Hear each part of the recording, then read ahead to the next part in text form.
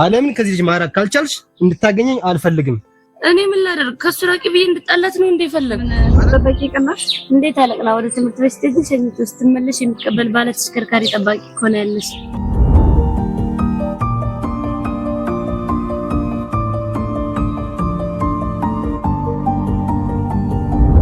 ኃይሌን ተጠቅሜ እንዴት አድርጌ ከምድረገጽ እንደማጠፋው ታያለህ።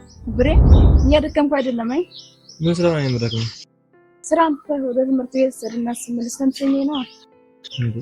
እነዚህን ሰዓቶች እኮ እንዴት ጓጉቼ እንደምጠብቃቸው